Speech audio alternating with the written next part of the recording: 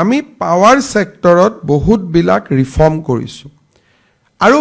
এই ৰিফৰ্ম বিলাকে আমাক স্পষ্টভাৱে ইলেক্ট্ৰিচিটি বোৰ্ড তিনিওখনকে নিজৰ ভৰিৰ ওপৰত নিজে থিয় হোৱাত সহায় কৰিছে আজি যেনেকে আমাক APGCL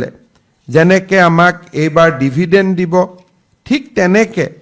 APDCLৰো এটা ডাঙৰ দায়িত্ব আছে যে আমি কনজিউমাৰক কেনেকে সকাহ দিব পাৰো কাৰণ আমি যিয়েই নকৰো কিয় শেষ লক্ষ্য আমাৰ কনজিউমাৰ সকল বা অসমৰ নাগৰিক সকল হ'ব লাগে মই বিশ্বাস কৰো যে অসমত আমি 300 ইউনিটলৈকে ব্যৱহাৰ কৰা সাধাৰণ গ্ৰাহকৰ পৰা 5 টকা 85 পইচা আজি আমি পাৰ ইউনিট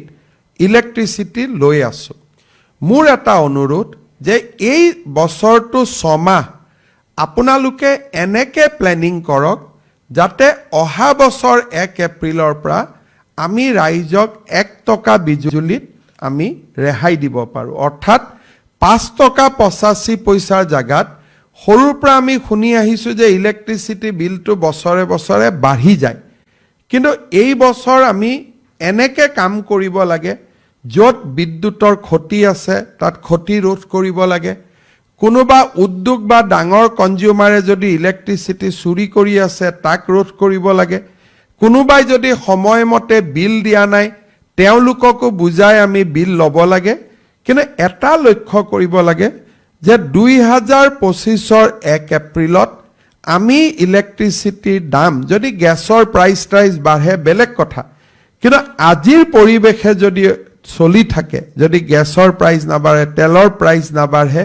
আন কন্ডিশন বিলাক যদি একে থাকে 2025 চনৰ 1 এপ্ৰিলৰ দিনৰ পৰা আমি চেষ্টা কৰিব লাগে যাতে এটকা দাম আমি কমাব পাৰো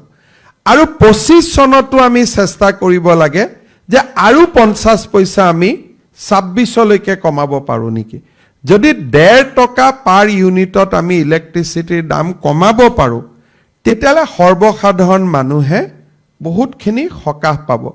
এই নিৰ্বাচনত যেতিয়া মই প্ৰচাৰ অভিযানতো গৈছিলো ৰাইজৰ লগত মই প্ৰচাৰ অভিযানত গলে কথা পাতো বহুখিনি দুখীয়া মানুহে মোক কৈছিলে